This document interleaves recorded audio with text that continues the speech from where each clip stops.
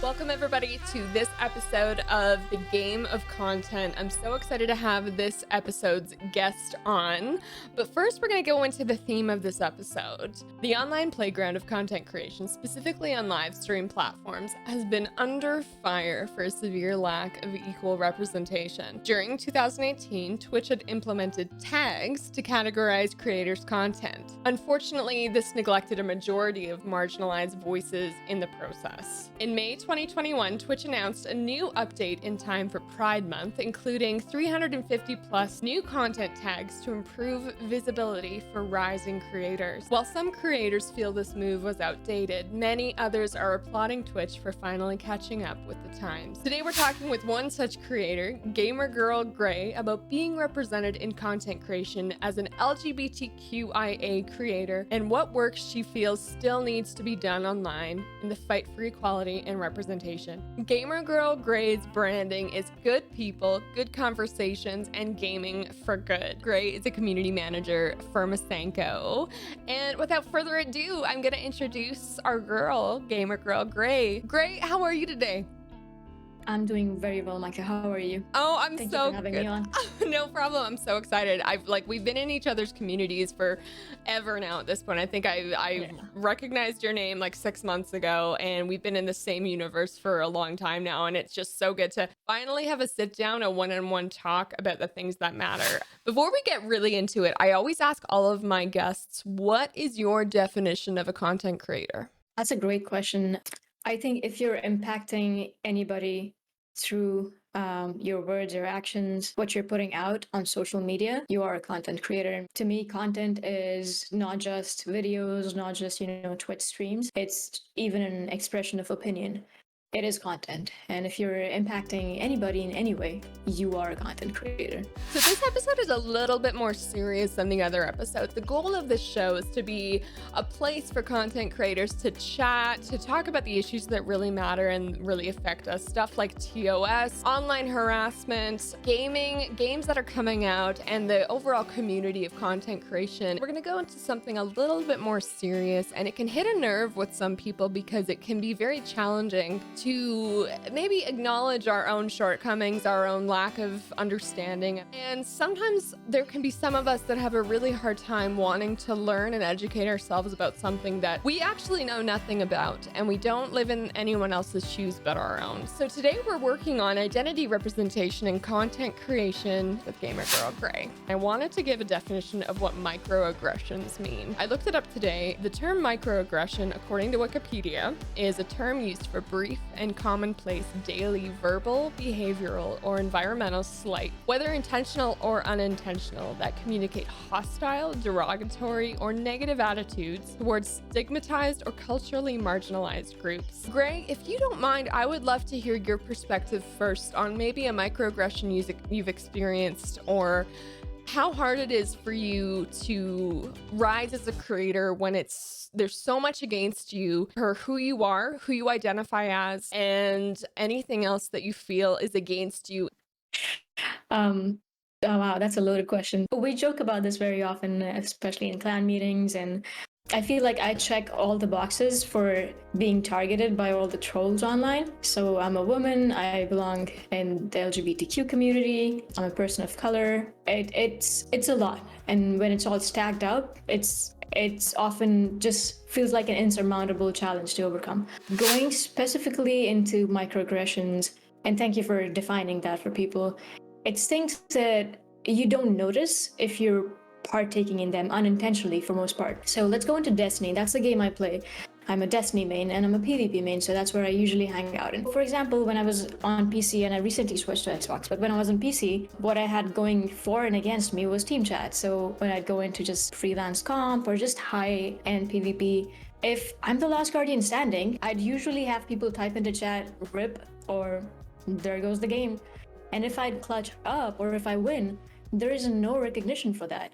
But if I lose, people will go out of their way to say something like, "Go back to the kitchen, go back to PvE." That's disgusting. So being a woman, that is horrible. And being a woman, and I usually wear the Pride emblem, then people, if they are not just sexist and if they're also racist and homophobic, they'd go on into like more vitriol. And it's so common. People come into streams often and give backhanded compliments like, you play very well for a woman. It's like, I don't know what you're trying to do with that, but it's You not know, coming this is off not as a what you compliment, intended. right? Yeah, you think I'm going to say, oh, thank you, that's very kind of you. And most people don't even see themselves as sexist. That's the problem. You're not willing to listen. You're not willing to understand that you are at fault here. And that's the biggest problem with the community. People think that they're doing everything right, but they're not. And they're not willing to listen and understand where everybody else is coming from. PvE, for example, like when I do GM helps or when I do raid Sherpas. And this is something that I've noticed a lot. And if you don't keep an eye out for this, you will not even notice it. It's so common. People do a lot of mansplaining. I will My finish favorite. explaining. Oh my god. I will the best. finish explaining an encounter, and then if it's not somebody that I usually play with, if it's an LFG group, a dude's gonna come in and explain the whole thing in different words or probably the same words. And everybody's gonna be like, oh, that makes sense. Like, I said the same thing. And I either got cut off or you had to come in and say the same thing and waste more time. But that's acceptable. And if I, God forbid, if I say I said the same thing, somebody's gonna say, it's not that deep, bro, like, just get on with it. But it is that deep. When you're the receiving end and you see this all the time and you face this all the time, it is deep for me because this is my life online. The emotional labor we spend on excusing other people's shortcomings as women, as marginalized communities, I'm very privileged. I haven't lived in your shoes, but I can empathize with what you've gone through. And I do not go on team chat because I'm such a sensitive snowflake that I don't have the space for the emotional labor it would take for me to excuse someone else's poor behavior and condescension. Great. Do you think that it could change? I think there is hope. But with most things, I think people get this sense of security being behind a screen. They're usually using this as an area to vent out their frustrations that they undergo in real life. And they go, okay, I can shut that off. I got shut down by, let's say, a female boss and all that stuff. And they come online and they see somebody just living their life. They're like, okay, well, I can poop on this person's day, so let me go ahead and do that. Unfortunately, it is a large percentage of the PvP community. I play with incredibly respectful, supportive people that are not that way, but that's because I've made an active effort. I won't LFG because I'm afraid. I'm afraid to LFG. I'll be completely honest. And I didn't realize I was until you brought up LFGing, and that gave me a punch in my stomach to even imagine doing that, especially in PvP, because like I like PvP, but I get so overwhelmed and anxious that I can't be that person with complete strangers. Not only that, with complete strangers that are sexist and hurtful, because all they want is that win. They don't know or even care to consider that there's a human being on the other side of those headphones. That is so true, Mecca. And that's the reason why I say that there is hope, because I see the communities around me that you and I have curated. We run around the same circles for the most part. There are people who are so supportive, who'd go out of their way to defend somebody that's being bashed on for no reason. So that's the only reason I have faith in humanity. And on social media, you have to be very careful of who you give your time and energy to. That's 100% true. And it gets so bad, especially with LFGs. On Xbox, I literally had to change my moderation settings to maximum. So now most of the messages that come through to me are just branded and labeled as offensive content. And especially on Xbox, they're awful. It is so bad. It is so bad. Like every stream, every play session, I can put money on it. I will get one message or more of offensive content. Have you ever been DOSed? I have, yes. I have been DOSed. That's fucking awful. I have been follow botted. I have been DOSed. I remember, I think I saw the follow bot on Twitter. Yeah, you name it and I've gone through it. And I'm still growing. So I don't even know how women that do it on like scale of thousands of followers and like very, very large followings even deal with it. Just hats off to them. But I've told my moderation team that like when I do have the means, I will be paying them for their service and their time. They've been with me since the beginning, and I know the shitstorm that could come. It may not come. You and I might have just gotten the tail end of the discrimination. By all means, I want to have that hope, but you've seen what happened to I'm not going to say her name, but one of the major D2 streamers was they tried to cancel her last year, and that Oh shook, yeah. right? Okay, you know what I'm talking about? Yep. And Yep. she's still recovering, and she's been Mhm. partnered for years now, and it's just like you never know when the shitstorm's going to come, but like anyone that's got a full production team that's been in the industry for 4+ years pays their moderation team, because those are the people that catch those messages, they catch those YouTube comments, Yep. they warn you, hey, someone's trolling you on Twitter, you know, and even if it's just minimum wage for like 10 hours of work a week, you do have to pay them because they're taking on your It's their emotional time. labor. And I say this very often, and I say this at the end of every stream, like, I'm just thankful for what I have, but I would not be able to do this without my mods. I remember the first time I got like that spam of just racism, sexism. It was Oh, I 10 or saw 12 that one. That was people. recently too. That was like a few weeks ago, wasn't it? It's just That was, awful. yeah, I think it was pretty recent too. And I remember the first time I literally broke down and I had to end stream. I just started crying. I didn't know how to handle it. And the fortunate or unfortunate part of being in these communities, like the LGBTQ community, being a woman online, is that you will get thick skin eventually because so much of this is going to come your way. And that's the sad reality. Yep. Like at this point, I've just gotten used to it and I just, flip people off on stream and just ban them straight away. Yep. But the few first times, it was so much that I had to end stream and I sobbed in my wife's arms for literally hours. I was like, why are people so full of hate? It makes you it for a minute there, and you do recover, as you said, and you do get that thick skin, as you said. It is unfortunate, but I mean, I feel like I am a better person for it, but not distracting 100%. from the main point. It's a really unfortunate passing of the torch, where when that happens, you know, okay, I'm making waves because I've pissed off a bunch of people. Yep. I am also so hyper vigilant about this that I'll take things personally and I'll just go off on something to my mod team and they'll have to Yes, calm me queen. down, because I'm like, I've had it happen too many times to not think someone has an ulterior motive. So that's like the worst of me sometimes that comes out, but I'm usually very self-aware when that happens. So the first one of my but is it though? That's the question I want to leave anyone listening, or you even, Gray, where it's like, this in hindsight, this is an overreaction, or is it? So in one of my friends' streams, we were doing a raid and one of the viewers was trying to, you know, provide support and whatever. They were just backseat gaming. And some people don't care. I really care, but it wasn't my stream, so whatever. And I had their stream open and we got through a point in the raid and someone in chat said the female needs to change her loadout. And I was just like, what? And you know, as time has gone by and it's been a few months since that happened, I've heard some people that are actually in my circle not directly refer to someone as the female, but in a way that wasn't condescending and wasn't hurtful. But in a chat that you've just recently joined where you have no relationship with the streamer or the people that they're playing with, and you say the female needs to change her loadout, it's so hard for me not to take that personally or as a microaggression. You know what I'm saying?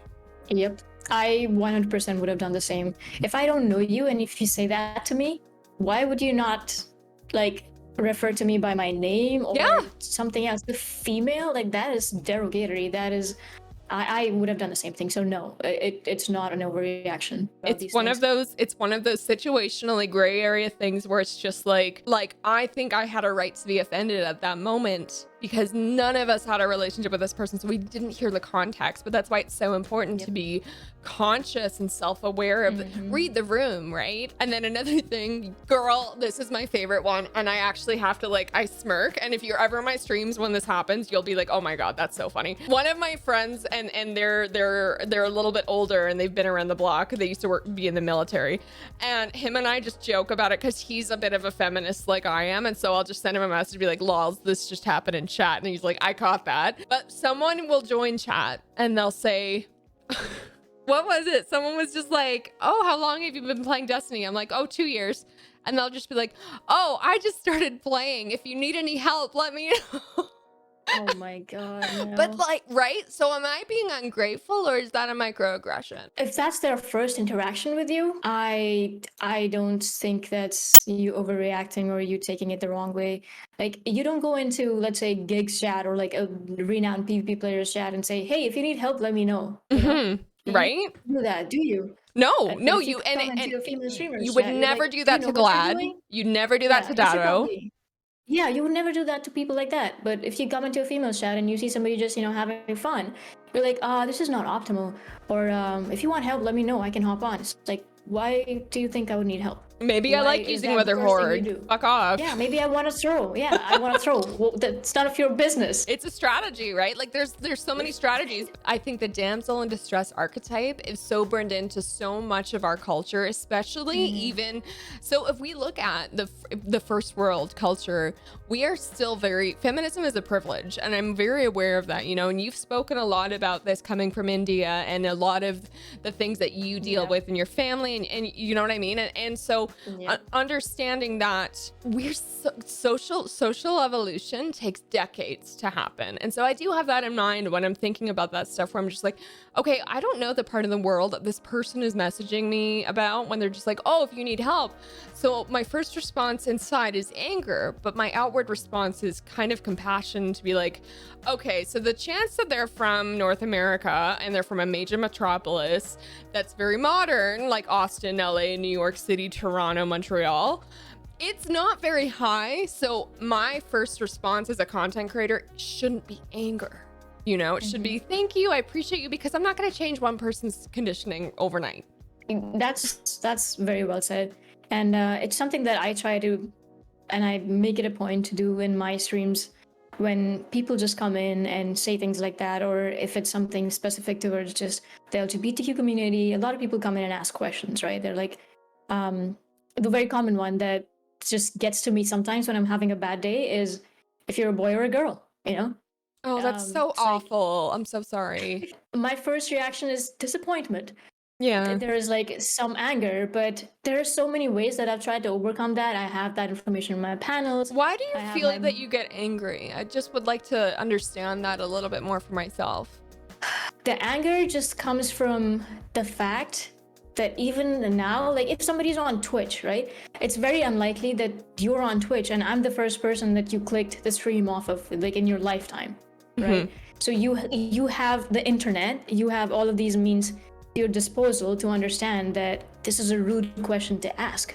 It's like ignorance is not an excuse in 2021. Exactly. Ignorance is not an excuse. Like if you're on the internet, if you're on twitch.tv, it's highly unlikely that you've not heard of other genders, orientations outside of male and female. And this isn't 4chan, this isn't Reddit, this is Twitch. This is Twitch, right? And the other thing is that if that's the first thing you're gonna say, you truly have to think of like what you're doing with your life. You're new to my chat, you just got here, and that's the first thing you ask. Like you didn't take the time to read the panels. It's stated in that. You didn't take the time to read how my chat is referring to me. You didn't take the time to read the room, the cues, everything out there. You just had to ask it. Like you literally just couldn't spend 5 minutes trying to find the answer for yourself. You had to ask that question. Yeah, so that's what the anger stems from. Yeah, is feigned ignorance and someone projecting their perception without education onto you, which shouldn't be yours to hold. And if it's in your chat and you're live, that brings down your mood. That's a way to control you as a streamer and a creator. And that makes me so angry for you, because I would have the same feeling where like you didn't do any research. This as you said, this is not Facebook gaming. This is Twitch, one of the most inclusive, I mean, especially now with the new tags, one of the most inclusive communities in the world. It's a safe space for people. I have made so many friends from so many different identities on Twitch, and I was saying to my mom the other day, I was like, I don't know another industry where I would have so many trans friends ever, or colleagues, people that are on so many different parts of the spectrum. And my mom said, interesting, because healthcare is also one of those industries, and I realized that. And this is a big industry that attracts so many different people. But if you come into Twitch and you're immediately attacking someone like that in their stream, my first response would be the same as yours and be like, that's so fucking rude, dude, And that's the thing. The same question, my anger doesn't come from the fact that they're ignorant. Ignorance is fine. Yeah. The lack of trying to overcome that is not fine. So people will ask the same question in two different ways. There are people who come in and say, are you a boy or a girl? What are you? And then somebody else would come in and say, if you don't mind me asking, what are your pronouns? there are two ways. Two of ways to asking the say same something. question. There's always two ways to say something. And saying, "Are you a boy or a girl?" That's so insulting on so many levels for for multiple reasons. But it also shows like you really don't give a shit about being here. Yep. So you're gonna, I would ban them right away. And maybe I am an asshole for that. But at the end of the day, how much emotional labor do we spend as I'm a different marginalized community than you are, but we have very similar things in common. But how much emotional labor do you and I spend on excusing other people's behavior? You don't have time for that person to be like, what gender are you? That's not the right way to ask that question. Yeah, at some point you have to decide if enough is enough, and I draw the line pretty late on. Like, I will tolerate things, and usually, like, at this point I'm just tired of answering that question, so I just say, please read the panels. Or if we have mods in chat, they'll just do an exclamation pronouns that'll state that, right? I'll let that go. Yeah. But some people just go out of their way to ruin somebody's day. You could have just done all that research in like literally 30 seconds and got that answer. You did not choose to do that. You could have like taken 10 seconds to think how your question is going to affect somebody else's day. You did not take the time to do that. You have no empathy for how you're projecting yourself on a social platform is going to affect others. And it's not just me, right? Most people in my streams are people who either belong to these communities or are really strong supporters of them. So it's not just my day that gets ruined, it's their day. They're also pissed now, they're like mad. So it's just small things. It's small things. The way you choose your words is very, very important, especially for people who have felt and undergone this sort of, I don't know what to even call it at this point. It's not just, you've experienced these things, and as part of this community, being a woman, being a part of, you've felt this, and you've felt this so many times that your tolerance just runs out, and you are allowed to break down and just go off sometimes. And then we get labeled like, I'm not perfect. Then we get labeled that we're a bitch, and I would rather be called a bitch for standing up for myself than a pushover. 100%. At this point, I literally, sometimes I'm having bad days and somebody comes in and does their shit, I just flip them off and ban them straight away. It's like, I don't need to deal with that. I'm not perfect. I'm not gonna be saint. Like, I'm not Mahatma Gandhi. I'm not gonna give you my right cheek if you slap me on the left. No. Get out of here, dude. I don't have time for this. People hate boundaries because if boundaries are drawn for people that like to cross them, they will put up the biggest fight when they can no longer cross them. And that's when you know that person is not worth your time because they don't respect you. Speaking to our audience of viewers that may not feel comfortable being out yet publicly or online to a community, which I need to add that I've met some incredible human beings on Twitch, on Discord, that are only comfortable being out on voice in Discord.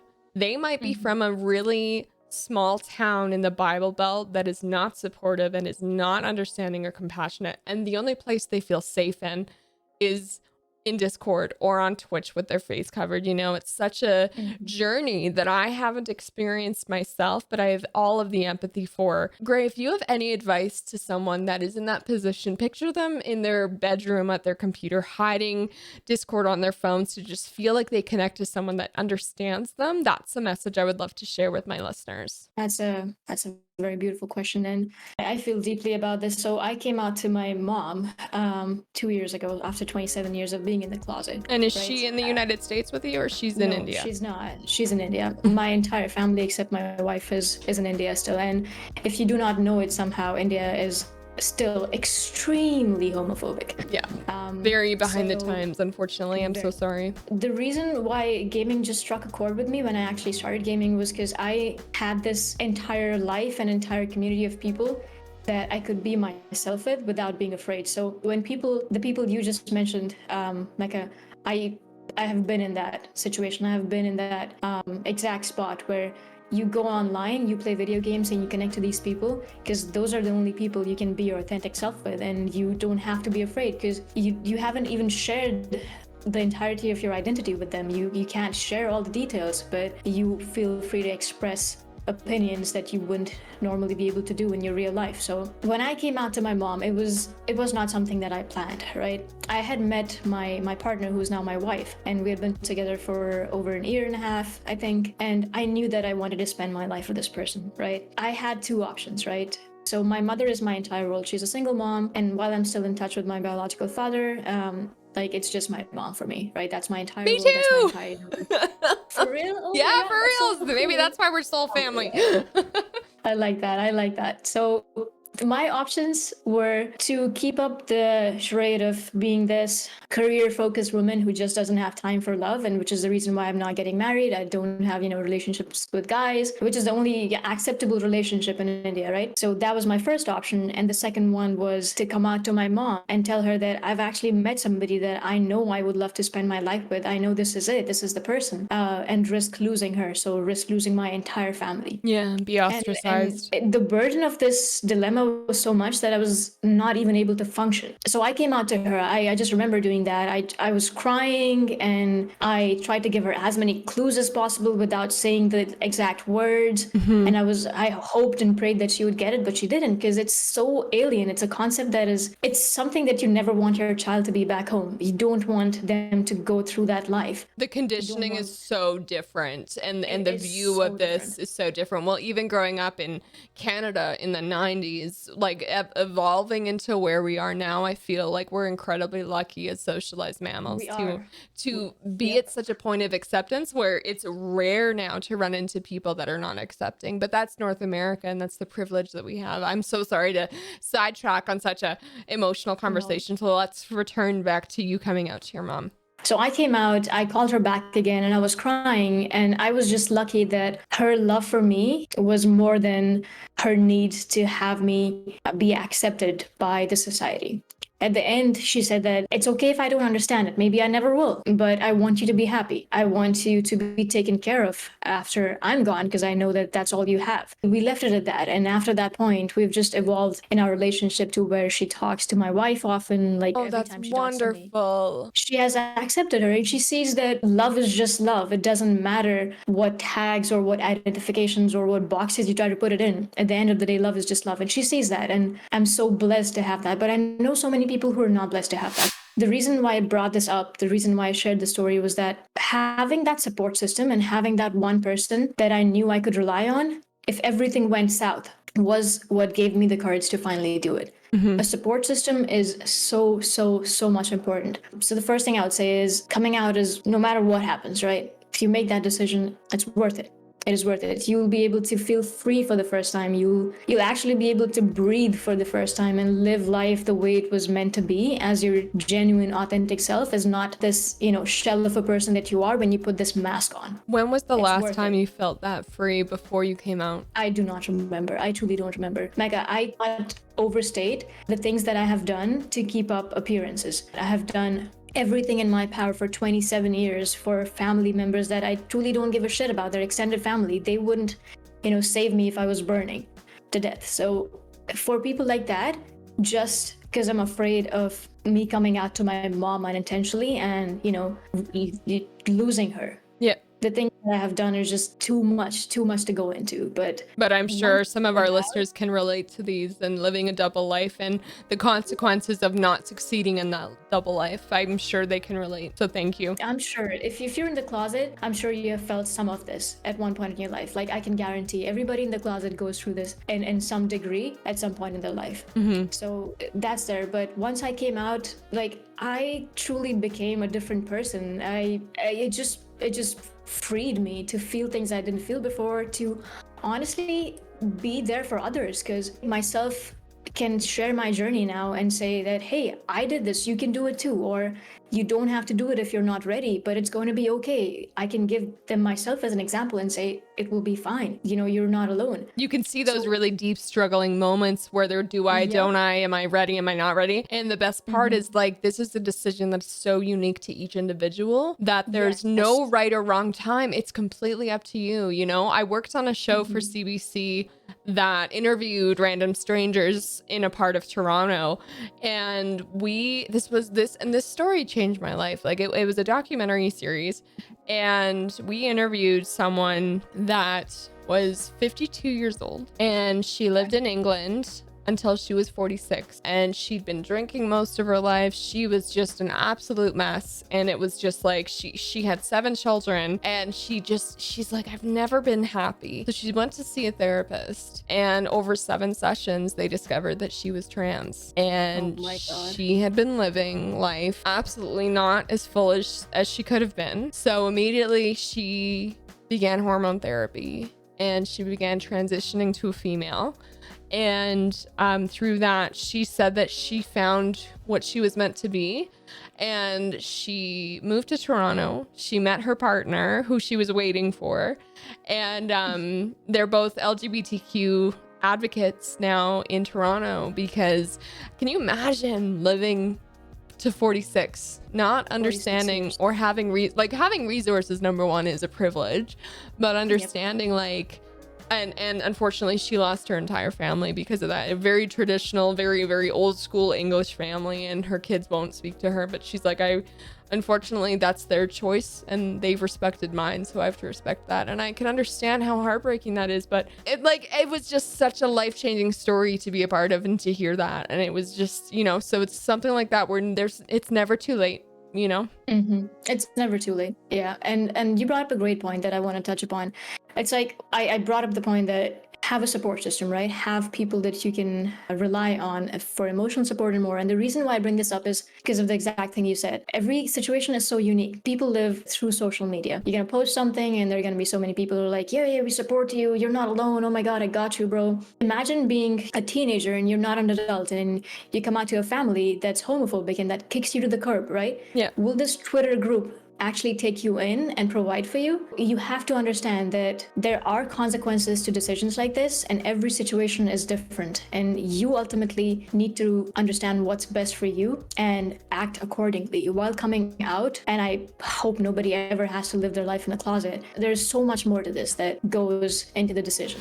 Find a support system, take everything into consideration. It's not going to be easy, and life is not going to suddenly be like butterflies and rainbows once you come out. It's going to be much, much, much harder. You're going to feel amazing inside, but people will target you if they see that you're part of this minority community. It will hurt a lot. Fortunately or unfortunately, you will eventually get a thick skin. The key is to remember that you are not alone. And since all of us in this community, in the LGBTQ community, have gone through this, we understand the struggle and we look out for each other when we can, and we rally for each other and support each other. So find your people, find your support system, and then make those decisions. I think that's excellent advice, Gray. I just want to add to what you just said. A family member of mine recently came out last year, and it's been it's been a struggle to see this person go through this, but it's also been wonderful because it's almost like, oh, I totally, and it's not like it was a secret from all of us. Like, you picked up on things as family, and we're quite a modern family, so we can understand this. But I just remember it was almost like a shroud was taken away from this person, where the mask was gone. They had the full freedom to be who they were, and I just was so. It was like it's beautiful. It was the right it's the right way to say it, because you see this person coming into their own, and you're just like, oh my gosh, I'm so stoked for you, Yep. You see them actually be happy for the first time. It shows. You can see the difference. It's literally visible. It's so big. It's such a life-changing event. How old were you, Gray, when you came out? I was 27. I'm 29 now. It's 2 years so ago. It's been a tough 2 years, I would imagine. Just a lot of emotional hurdles, but a lot of great things though too, right? A lot of amazing things. I think coming out has freed my mental bandwidth and emotional bandwidth to the extent where I can offer support to other people who are going through the same things, and I can share my experiences. I am a better person for it. I have evolved in terms of the relationships I've cultivated with my family members. Just sitting down after coming out and understanding that I will lose people, right? When they do come to know about this, I will lose them, and that's fine. So understanding who is a priority for me and who is not, who is worth my time and who is not, what's the cost of this decision, and accepting that was life-changing for me. Like, I decided and I learned how to conserve my energy and use it for people that truly mattered. You're a modern day superhuman. Well, using your superpowers, right? But I think that's also part of a mature adult, and that's, I feel like I've talked to some people about finding yourself in your late 20s, because your 20s is all about being an idiot. And I think you and I are the same age. I'm turning 30 in December. And I feel like you really come into your own, no matter what your identity is, no matter what struggles you're going through. Once you're almost 30, you're kind of tired of the bullshit, people wasting your time and your energy, and energy leeches. And you're almost like, you know what? This ain't jiving for me. Sorry, we're done. And it's like, that's fine. fine because You don't tolerate. you don't tolerate it. But like I was talking to my boyfriend about this the other day, and it's like, you know what? If someone doesn't like me, I'm actually totally okay with that, because there's markets, there's different things that each person likes, and if everybody liked you, that'd be weird. That's not how society is supposed to work. It's our differences that make us a really strong society. Exactly. So I completely, I'm just so stoked for you, and I'm really glad that you were able to find yourself. Yeah, man. I think people take the age thing too seriously. I'll be honest with you. I think people have set these mental milestones in their head. By 25, I should do this. By 30, I should I do thought this. I'd be married at 21 like a baby. It's like you're putting so much pressure on yourself when there's the need for none, you know? Live life the way it's meant to be, have goals, and just chase them and do what makes you happy. People succeed when they're 60. People live their entire life as failures. Time and age, while it's a limitation, it's still just a construct. So I hate it when people go, oh shit, you're 30? Oh, you're old. No, I'm not old. Unless like I'm supposed to be, you know, I don't know, running marathons. I'm not old.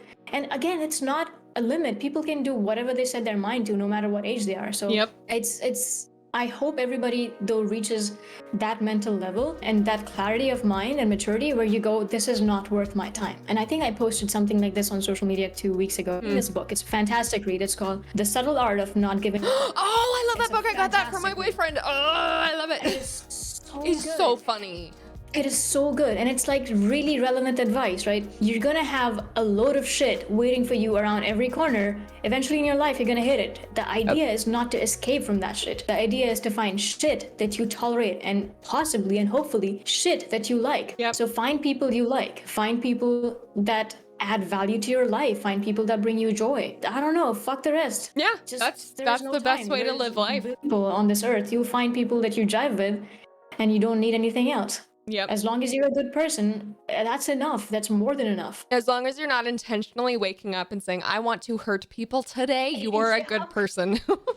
Yeah, and then learn, grow from your experiences, be open to understanding when people say, hey, this is not cool. You know, bring logic and also empathy to your conversations and interactions. Honestly, it feels like that's a lot to ask for, but that's more than enough. That's just more than enough. You can be ignorant. Everybody learns about, you know, everything at some point in life. You cannot just be born all aware and, you know, all knowing. Yeah, So ignorance is not a curse. Ignorance, if someone says you're ignorant, that isn't necessarily a bad It's thing. not a bad It's thing. your Yep, choice it's not a to bad take thing. that word and say, what am I ignorant about? And Exactly. learn and ask questions, because I think that's the best way to two people can grow. If someone is very angry about something you said and this person has no idea why this person will be angry, that's when you have to ask questions. Ask questions, be willing to listen. And all of this applies to the conversations that we had earlier for the LGBTQ communities, for women, for minority communities, you know.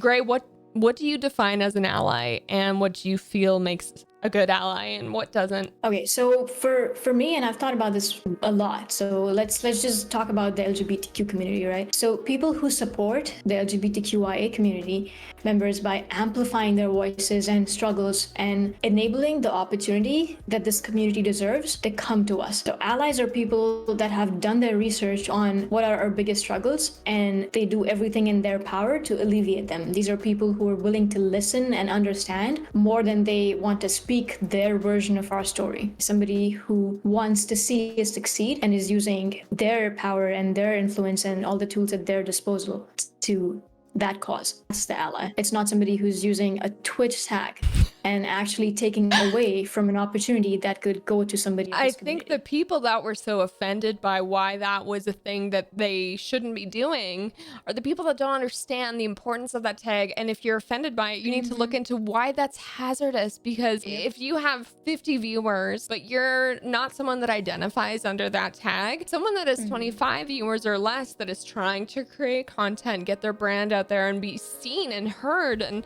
be able to spread their message, you're taking away that visibility because of this one viewer that clicked on your stream because you had more viewers than someone else that genuinely needed it more than you. That's why people are hurt by that. Not in that minority, but I can understand why it was wrong. And the thing is that if you simplify it to the basic concept of why are these tags there in the first place, like why do you use tags on Twitch?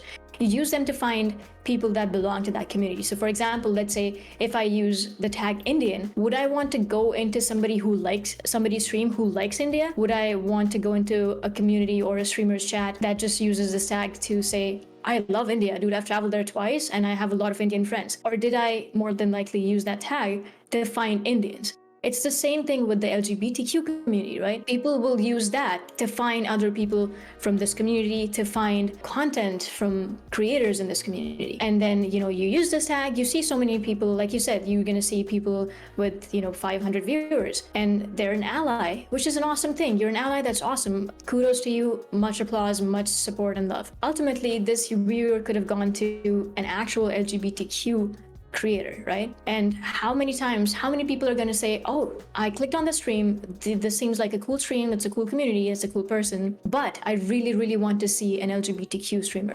You're going to stay in the community, and that is one viewer, one supporter that is taken away from an actual LGBTQIA creator. So there's so much more to this than just saying, hey, I'm an ally. Is that not enough for you? Or what do I need to do to show that I'm an ally? But that person is now taking offense to someone else's lack of visibility.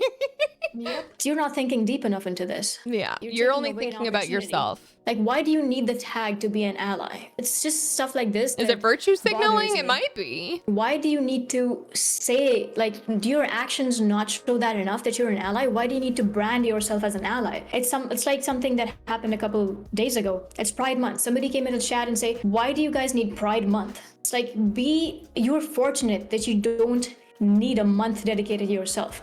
Like, you don't have to go through the struggles to have a month set aside to make you feel equal and make you feel seen and heard. You're fortunate, so be grateful for that. Don't ask for a straight month. I don't know what you want me to say. So why do you need these tags when you're there to support somebody? Show that through your actions, show that through your words, and people are watching, people will see that. Show that in your retweets, show that in your involvement in communities, through, in Discords, be present in people's Discords, give them viewers. That's how you can help. Gray, what can an ally do that doesn't know how to support? If you want to learn, you're already doing something right. Let me tell you that. If you just want to listen and understand, you're already more than half the way across the path. But I think the biggest things are being willing to give your time to the cause. And that goes just, if you truly are trying to be an ally, take the time to understand the true challenges of a community. If it's the LGBTQ community, do some research. It's awesome that you're, supporting people by hanging out in their streams, listening to them, share their stories, and you learn a lot from them. In my streams, I talk a lot about challenges like this. I share a lot of my personal experiences, my past, and a lot of people in my stream do the same. So you will learn by just being in streams, right? By being in Discord calls, by being in servers, following LGBTQ creators on social media. Take the time to research.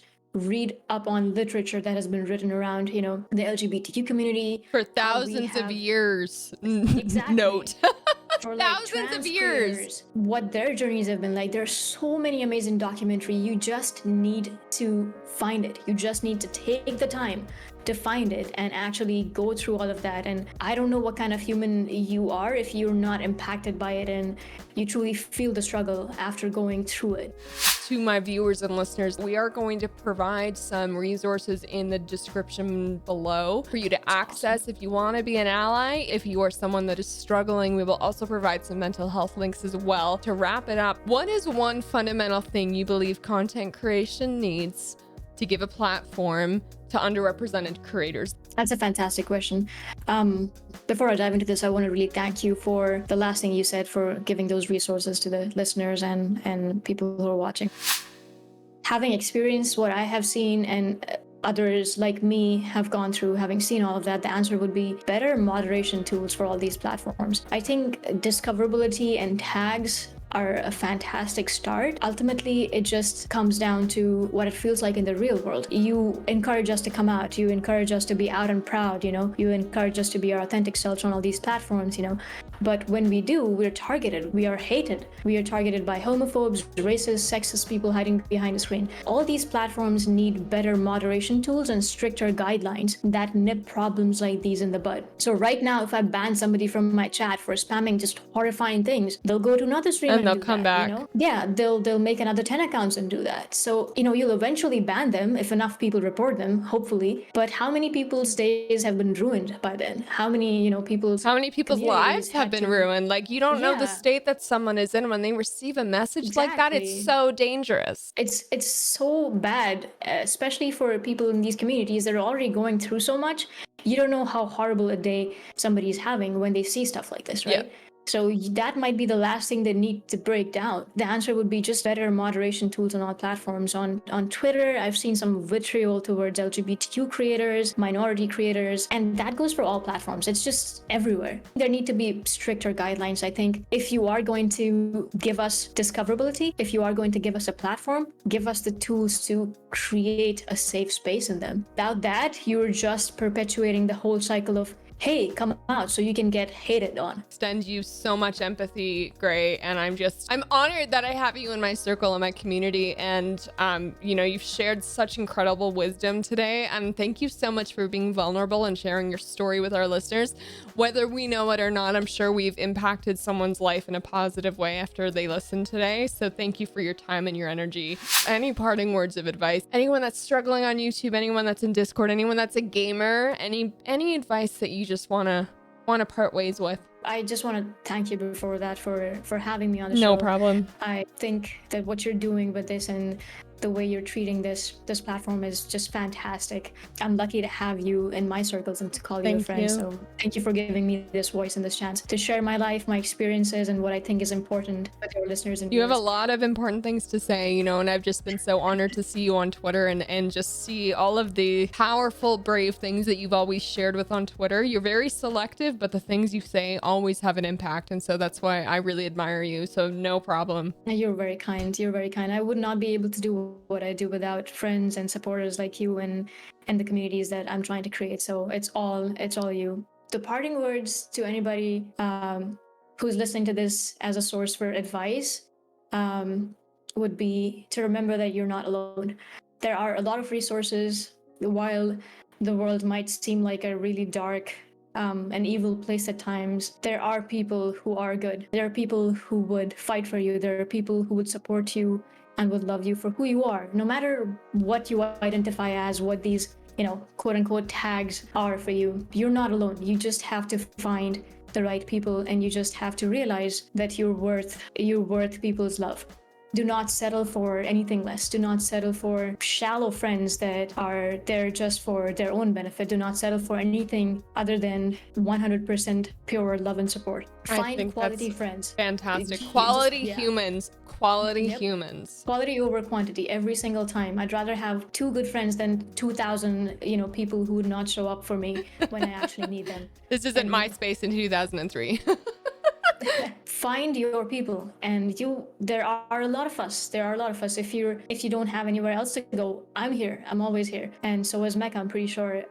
Gaming is a tool, right? Gaming is a tool. Gaming is a tool. That's a great way to say it. You can use it for bad. You can meet awesome people, and you can meet some real shitheads. Find the right people, conserve your energy for those people, and focus on yourself. Focus on being the best version of yourself, putting your own oxygen mask on before you help others.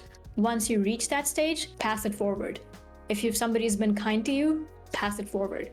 If somebody made you smile, try to do the same for somebody else. And small things go a long way. Be mindful of how you interact with people, especially online, where context is everything, and every word can be interpreted in a different way by a different person. So take the time to think through the things you say. Your words are very powerful.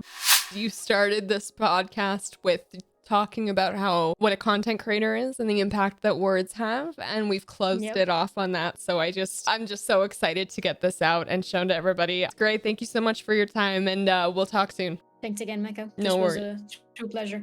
Everybody, this was my podcast episode with Gamergirlgrey. She has been in my community for a long time now, and I'm so happy that I had the privilege of sharing her story, her advice and wisdom about gaming, about life, and about being a content creator in such a difficult world that we live in right now online. As I said earlier, there are resources available for you in the comments below, and click them. Please feel free to leave a comment, like, and subscribe for any further information or questions or comments about today's episode.